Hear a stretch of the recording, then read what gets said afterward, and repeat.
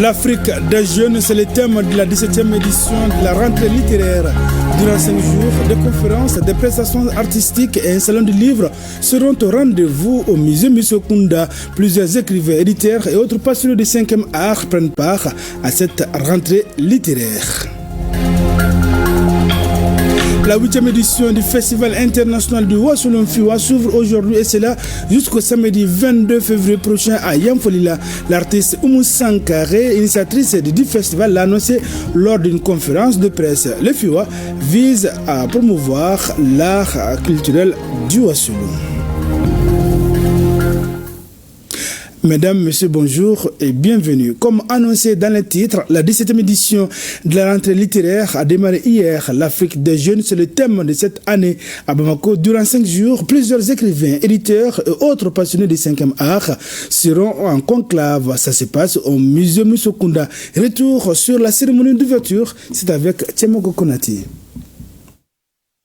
Les lettres à l'honneur à Bamako, et c'est pendant une semaine. L'événement, c'est la 17e édition de la rentrée littéraire du Mali. Un événement annuel qui draine dans la ville des Trois Caïmans de nombreux passionnés du 5e art. Il se tient autour du thème « L'Afrique des jeunes ». Qu'est-ce qu'être jeune? Est-ce une question d'âge, d'état d'esprit ou une façon d'être au monde? C'est un continent très jeune. D'ici 2030, nous serons à peu près 2,5 milliards d'Africains. Et sur ces 2,5 milliards, 50% n'auront même pas 25 ans. Vous imaginez, les défis sont énormes. L'Afrique des jeunes se présente ainsi comme l'Afrique des défis qui feront objet de débats sur différentes thématiques. Ces rencontres se tiendront dans des écoles et dans des universités de la capitale et verront la participation de 30 auteurs venus de 16 pays d'Afrique dont le Mali. Le thème de cette édition, faut-il le souligner, est inspiré d'une lettre adressée à la jeunesse par Amadou Ampateba. C'était en 1985, alors qu'il avait 83 ans. De même que la beauté d'un tapis tient à la variété de ses couleurs, la diversité des hommes, des cultures et des civilisations fait la beauté et la richesse du monde. La rentrée littéraire du Mali, c'est aussi un salon de la librairie devant abriter 15 stands au musée Musokunda. La littérature et la culture faisant bon ménage, honneur a été fait au ministre en charge de la culture, Mahmoud Dafé, de présider la cérémonie d'ouverture. Je voudrais saluer les organisateurs pour la constance et la consistance de leur action. Nous voyons ce projet qui se bat, qui est résilient, parce que nous pensons aujourd'hui que parmi les urgences dans notre pays, l'urgence du livre, la politique du livre, l'écriture est un élément, un maillon important, essentiel qu'il faut encourager et soutenir. Cette édition 2025 de la rentrée littéraire du Mali sera sanctionnée samedi soir par la remise de 4 prix en espèces allant d'1 million à 3 millions de francs CFA. Des prix qui récompensent les meilleures œuvres des 2 années précédentes. Devoir de conscience, un hommage a été rendu à travers un poème à Sania Zainadi, membre du comité d'organisation de la rentrée littéraire décédé le 20 janvier dernier. Autre point de l'actualité, le rôle de la police et d'autres acteurs dans la procédure d'indemnisation des victimes d'accidents de la circulation routière par les sociétés d'assurance. Le sujet est au centre d'une session de formation. Elle regroupe une trentaine de commissaires de police du district de Bamako et de la région de Koulikoro. La rencontre est organisée par le ministère de l'économie et des finances à travers la direction générale du trésor et de la comptabilité publique. Ba Traoré. Des cadres de la Direction générale du Trésor et de la comptabilité publique sont à l'École nationale de la police pour la formation continue des agents. Ce renforcement des compétences est à l'intention des commissaires de police et leurs adjoints. Ces participants échangent pendant 5 jours sur le rôle de la police et d'autres acteurs dans la procédure d'indemnisation des victimes d'accidents de la circulation routière par les sociétés d'assurance. Ils doivent s'approprier le processus d'élaboration de certains documents comme le procès verbal de constat d'accident. Les PV de constat d'accident de la circulation est un puissant levier et constitue une pièce maîtresse dans la procédure de réparation des dommages matériels et corporels. Les croquis qui l'accompagnent est un élément précieux dans l'appréciation des responsabilités des parties impliquées dans l'accident, conformément au barème d'indemnisation institué par le Code des assurances. C'est pourquoi L'une des innovations majeures de cette séance de formation demeure l'introduction d'un module relatif à l'élaboration et à l'informatisation des croquis accompagnant les PV d'accident de la circulation routière. Cette formation constitue également un tournant majeur dans le domaine du renforcement de la collaboration entre la Direction générale de la police et celle du Trésor et de la comptabilité publique. Deux entités dont les structures jouent un rôle central dans l'indemnisation des victimes d'accidents. Plusieurs modules seront dispensés au cours de la session. Ils sont relatifs notamment au cadre juridique et à l'importance du procès verbal, au constat d'accident et à l'élaboration des procès verbaux y afférents ainsi que leur transmission. L'amicale de la police nationale devient la mutuelle de la police nationale. Un nouveau bureau de 15 membres dirigé par le commissaire de police Jean-Antoine Samaké est mis en place. Les textes ont été également révisés pour rendre conformes aux exigences de la mutuelle. Nous retrouvons Ba Traoré. Les 2 jours de travaux de l'amicale de la police nationale ont abouti à des changements notoires tant au niveau des textes qu'au niveau de l'équipe dirigeante. L'amicale devient désormais la mutuelle de la police nationale avec une nouvelle équipe. Elle est dirigée par le commissaire de police Jean-Antoine Samaké. L'un des changements dans le nouveau texte est le changement du nom de l'amicale en mutuelle, en symbiose avec les autres mutuelles de la République du Mali. En parfaite harmonie aussi au texte, nous allons adapter nos textes à la réalité des autres mutuelles, à la réalité des autres corps où il y a la mutuelle aussi. La nouvelle équipe va s'employer à consolider les acquis de la structure tout en luttant davantage pour le renforcement de la cohésion et l'amélioration de la condition sociale des membres. Comme priorité, nous avions des objectifs. Le paiement, le traitement rapidement de tous les dossiers qui sont en souffrance, le paiement des allocations en cas de décès d'un policier dans l'exercice de sa fonction, le paiement aussi des allocations des partants aussi à la retraite. Tels sont nos objectifs.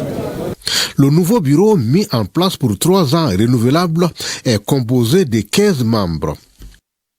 Dans la région de 110 commissions foncières villageoises des communes de Yanguégué et Yasso viennent d'entrer en possession de leur acte de décision de mise en place. C'était à la faveur d'une assemblée rendue possible grâce au programme agroalimentaire pour la résilience intégrée et le développement économique du Sahel pro-aride et mise en œuvre par la coordination nationale des organisations paysannes Mali. Ce document renvoie cet instrument de conciliation dans leur mission de gestion des conflits fonciers. Descend la correspondance de Drissa Koné. À travers cette cérémonie, la coordination nationale des organisations paysannes Sénop Mali et son partenaire financier Pro-Aride, programme agroalimentaire pour la résilience intégrée et le développement économique du Sahel, officialise 10 commissions foncières villageoises des communes de Kanyégué et de Yasso. Cette activité est l'aboutissement d'un long processus. Il est tout un processus qui a commencé par les assemblées villageoises, les formations, et la désignation de chaque délégué de chaque structure et finalement la mise en place par Assemblée générale de la commission foncière villageoise qui a uniquement en charge la prévention et la conciliation des conflits. Et ces décisions-là, s'il y a un problème dans nos villages, nous allons appeler les gens et nous allons discuter pour avoir la paix dans nos villages. Cette officialisation est un véritable ouf de soulagement pour ces localités dans la gestion endogène de conflits fonciers, longtemps source de tensions. Nous, on cherche à mettre ces commissions foncières en place, mais nous, on prend les moyens. Bravo à ProLDES qui nous a aidé à mettre ces commissions foncières sur place. Nous, en tant que collectivité, nous allons suivre ces commissions foncières au moment de leur gestion. La remise de ces 10 décisions aux différentes COFO, ça permettra aux COFO de travailler dans la légalité. Parce que les décisions, c'est comme leur acte de naissance, la création de ces COFO. Aussitôt installée, l'Assemblée a rappelé les rôles et les responsabilités des membres des commissions avant de les doter d'outils de gestion et de transactions foncières. La population de Niafunké apporte son soutien aux plus hautes autorités à travers une mobilisation. Le meeting organisé pour la circonstance traduit la ferme détermination des populations du cercle de Niafunké en général et celle de la commune rurale de Sumboudou en particulier à soutenir la transition. Reportage signé Saloum Konati.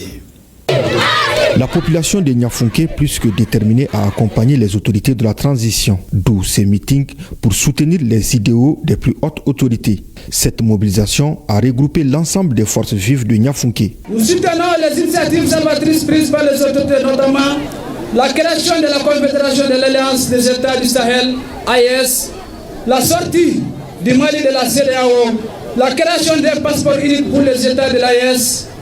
Félicitons le général chef suprême de l'armée, président Assimi Goïta, pour sa domination au poste du président de la Confédération de l'AES. Cette cérémonie 10 s'inscrit dans le cadre des actions de soutien aux autorités de la transition sous le leadership du général Assimi Goïta et de son gouvernement qui œuvre nuit et jour pour un Mali uni, émergent et sécurisé. Les femmes de Niafunké ne sont pas restées en marge de cette mobilisation. Nous, femmes de Niafunké, assurons nos plus hautes autorités de notre ferme volonté de les accompagner, d'être à leur côté de jour comme de nuit dans la reconstruction de notre pays. Au dire du préfet de Niafunké, cette démonstration de force témoigne l'engagement des ressortissants de Niafunké à accompagner les autorités de la transition. Pourquoi ce soutien à la transition et à l'AES? Ça résume trois choses qui s'articulent sur la défense, la diplomatie et le développement. Le préfet rassure que les déclarations issues de cette mobilisation seront transmises à qui de droit. Le Festival international de consolidation de la paix AES se tiendra du 24 au 30 mai 2025 sur le site de la FEBAC. C'est une initiative du Centre de cinéma pour la paix, la santé et l'éducation au Mali et ses partenaires. Les organisateurs ont animé un point de presse mardi pour expliquer les défis, les enjeux et les attentes de ce rendez-vous. Pour plus de détails, écoutons le promoteur du Festival international de consolidation de la paix AES, Aboubakar Sidiki Traoré, est interrogé par notre reporter Inaba. Bon, le festival est prévu pour le 24 au 30 mai. Ça se passera au FEBAC. Nous voulons que ce festival apporte la paix, la cohésion et le vivre ensemble dans la confédération de l'AES. Et concernant les grandes lignes, on a la réalisation des films, des résolutions des conflits avec nos méthodes traditionnelles, ancestrales et coutumières. Et après cela, nous devons réaliser un livre sur la résolution des conflits avec nos méthodes traditionnelles et ancestrales. Donc après cela, on a un salon d'art et on a une foire artistique et agricole. Donc après cela, on a un défilé de mode et on a des formations sur le culinaire. Bon, le message que je peux lancer à l'endroit de toute la population, toute la communauté de l'AES, c'est que ce festival appartient à l'AES. Donc nous comptons beaucoup sur l'appui des communautés pour la réussite de ce festival. 6e édition de Negamag People Golden récompense plusieurs personnes et structures qui se sont distinguées par leur engagement en faveur du développement et de la paix au Mali. Compte rendu Soumha Waïdara, Tchadja Kamara.